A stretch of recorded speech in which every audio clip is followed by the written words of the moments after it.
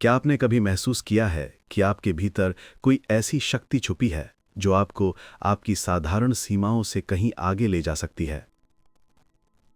दोस्तों, अंतर यात्रा में आपका स्वागत है।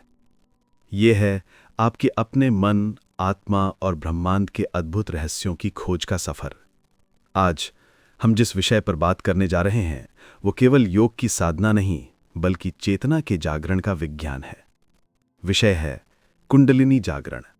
वो ऊर्जा जो आपके भीतर सोई हुई है, लेकिन जब जागती है तो आपके जीवन को पूरी तरह बदल सकती है। क्या ये केवल एक आध्यात्मिक कल्पना है, या इसके पीछे कोई गहरा वैज्ञानिक सच भी छुपा है? आइए इस रहस्यमय यात्रा की शुरुआत करते हैं। प्राचीन शास्त्रों का रहस्य। हजारों साल पहले भारतीय ऋषियों ने शरीर को केवल मांस और हड्डियों का ढांचा नहीं माना। उन्होंने कहा कि मनुष्य के भीतर एक सूक्ष्म ऊर्जा तंत्र है जिसे चक्र प्रणाली कहा जाता है। रीढ़ की हड्डी के मूल में यानी मेरुदंड के आधार पर एक सोई हुई ऊर्जा स्थित है जिसे कुंडलिनी शक्ति कहा जाता है। कुंडलिनी शब्द का अर्थ है कुंडली मारकर बैठी हुई शक्ति। ये शक्ति ऐसे प्रतीक के रूप में समझाई जाती है जिसे कोई सर्प अपनी पूंछ को पकड़कर गोलाई में सो रहा हो। जब ये शक्ति जागती है तो ये चक्रों को भेदते हुए सहस्त्रार तक पहुंचती है, और यही है आत्मज्ञान का मार्ग। लेकिन सवाल है कि क्या यह केवल एक आध्यात्मिक कथा है या इसके पीछे कोई गहरा वैज्ञानिक सच भी छुपा है? आधुनिक विज्ञान ने पाया है कि हमारी रीढ़ की हड्डी के भीतर से गुजरने वाली तंत्रिकाएं यानी नर्वस सिस्टम और मस्तिष्क की ऊर्जा प्रवाह इस प्राचीन ज्ञान से गहराई से जुड़ी हैं। योग में बताए गए चक्र दरअसल हमारे एंडोक्राइन ग्लैंड्स यानी हार्मोन ग्रंथियों के आसपास के क्षेत्र हैं। ये संयोग नहीं है कि जहां योगी चक्र बताते हैं वहीं न्यूरोलॉजी में बड़े नर्व सेंटर मौजूद हैं। ऊर्जा का विज्ञान।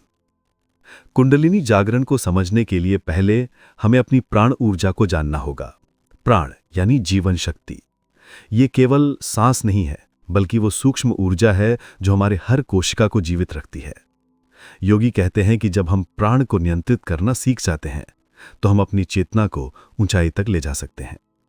प्राणायाम, ध्यान, मंत्र, ये सब साधनाएं कुंडलिनी को जगाने की तैयारी हैं। जब सांस गहरी होती है और मन स्थिर होता है तो रीढ़ की हड्डी में सूक्ष्म विद्युत धारा जैसी कंपन महसूस होती है।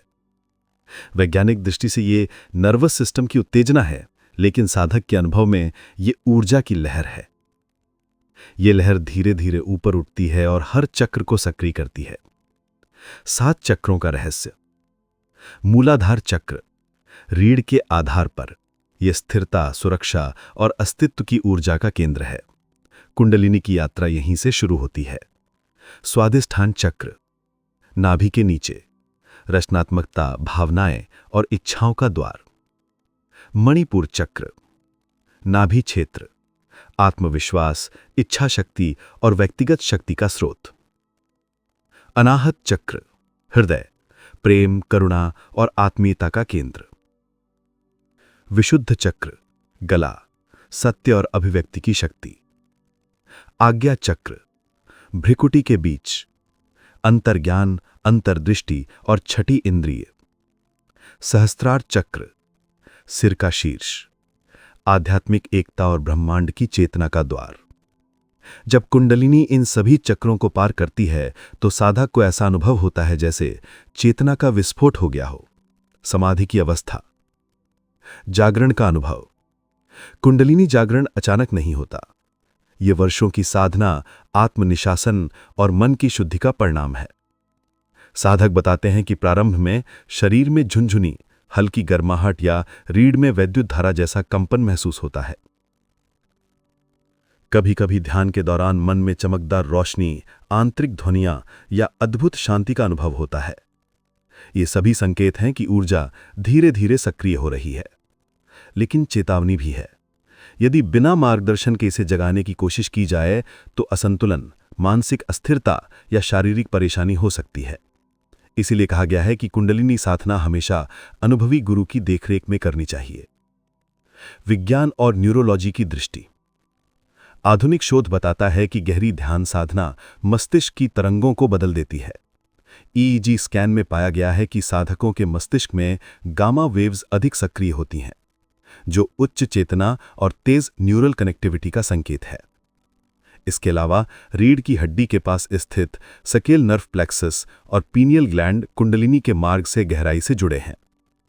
जब साधक प्राणायाम करता है तो मस्तिष्क में डोपामिन और सेरोटोनिन का स्तर बदलता है, जिससे आनंद और जागरूकता की अनुभूति होती है। यह विज्ञान और आध्यात्म का अद्भुत संगम है, जहां प्राचीन योगिक अनुभव आधुनिक न्यूरोलॉजी से मेल खाते हैं। साधना का मार्ग। तो सवाल है कि क्या हर कोई कुंडलिनी जागरण कर सकता है?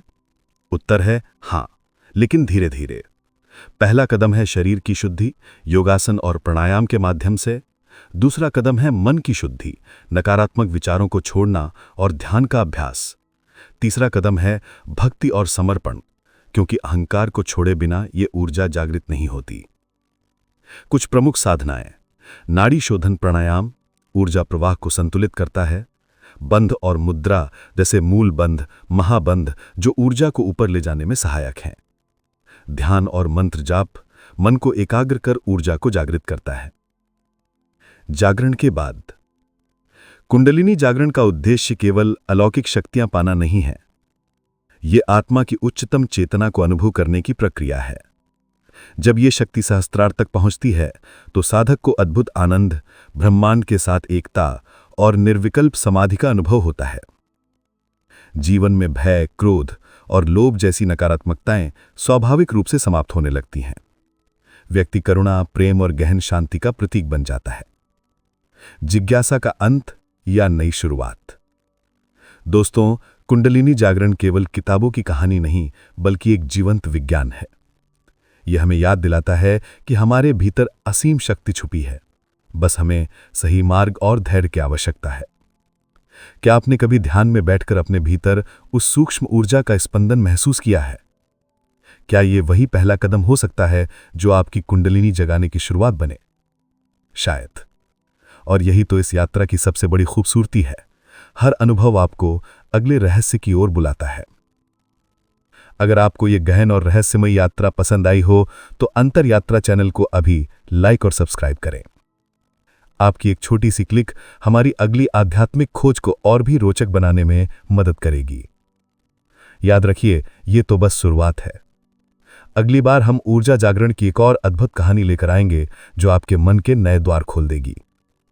तब तक ध्यान साधना कीजिए और अपने भीतर छुपी उस सूक्ष्म ऊर्जा को महसूस करने की कोशिश करिए, क्योंकि अगला सवाल अभी भी बाकी है। क्या आपकी कुंडलिनी जागने के लिए तैयार है?